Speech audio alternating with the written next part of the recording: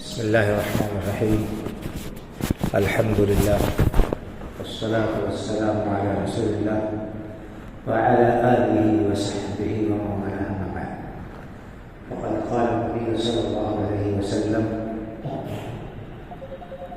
اتق الله حيثما كنت وأتبع السيئة الحسنة تمحها وخالق الناس بخلق حسن، أو كما قال صلى الله عليه وسلم.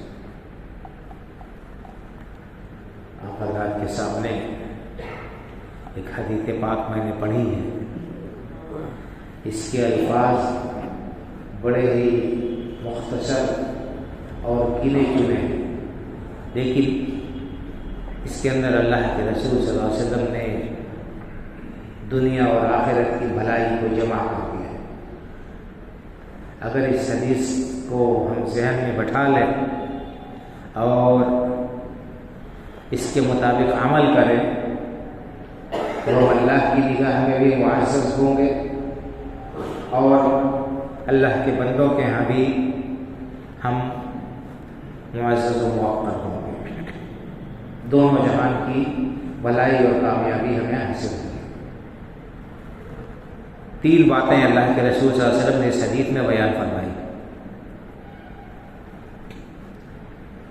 پہلا جملہ، پہلی وصیت آپ نے کی ہے کہ اتق اللہ حیثما کنت، جہاں کہیں بھی رہو اللہ سے ڈر کر رہو.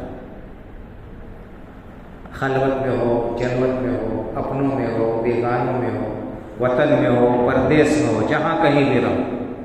یہ نہیں کہ اپنے لوگوں میں ہو، جان پہچان کے لوگوں میں ہو یا لوگوں کے بیچ میں ہو تو اظہار کرو کہ اللہ سے ڈرنے والے ہو، اور جہاں موقع ملے تنہائی ہو، کوئی دیکھنے والا نہ ہو یا کوئی پہچاننے والا نہ ہو تو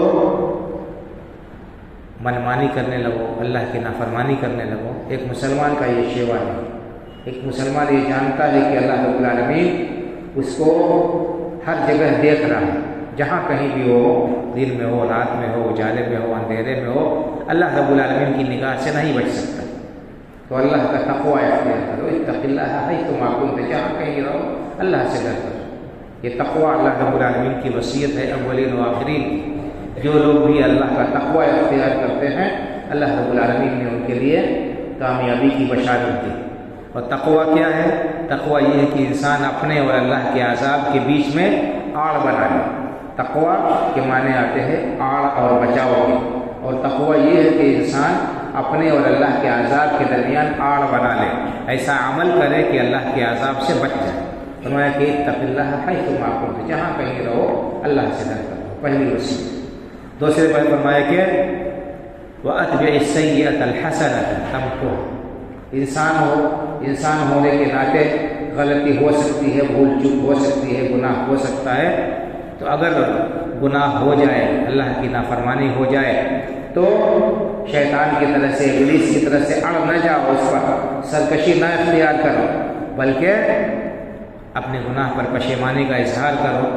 گناہ کا احساس کر کے اس کے بعد اس گناہ کی تلافی کی کوشش کرو، نیکی کرو.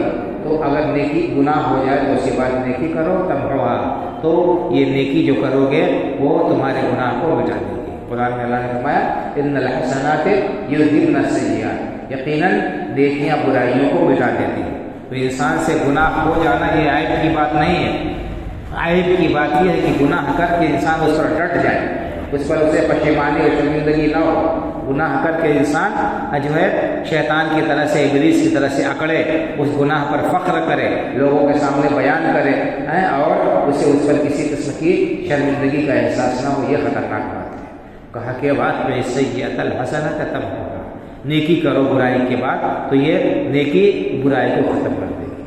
تیسری بات آپ نے بتائی کہ وَخَالِقِ النَّاسَ بِخُلُقٍ حَسَنٍ، لوگوں کے ساتھ حسن اخلاق سے پیش آؤ، اپنے اخلاق کو اچھا کرو، سنوارو اور بناؤ. حسن اخلاق ایسی چیز ہے جو انسان کو لوگوں کی نگاہ میں معزز اور موقر بنا دیتی ہے. آپ اچھے اخلاق کا مظاہرہ کریں، لوگوں کے ساتھ بہترین برتاؤ کریں گے تو یقیناً سب لوگ آپ کی عزت اور تقریب کریں گے. قرآن کریم میں اور حدیث مبارکہ میں حسن اخلاق کی بڑی تاکید کی گئی ہے، بڑی اس کی فضیلت بیان کی گئی ہے.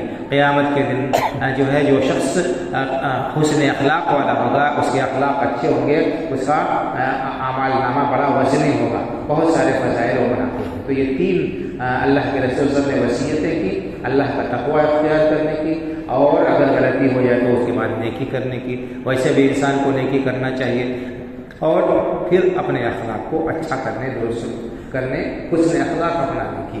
تو یہ دنیا اور آخرت کی بھلائی کی جامع یہ نصیحت ہے، ہمیں اس کو یاد کرنا چاہیے، اس پر عمل کرنا چاہیے۔ اللہ تعالی ہمیں ان صفات سے متصف ہونے کی توفیق عطا فرمائے، اور ہمارے اخلاق اور اعمال کو اللہ تعالیٰ بہتر سے بہتر بنانے کی توفیق عطا فرمائے۔ آمین۔ وآخر دعوانا الحمد للہ رب العالمین، وصلی اللہ علی نبینا محمد وعلی آلہ وصحبہ۔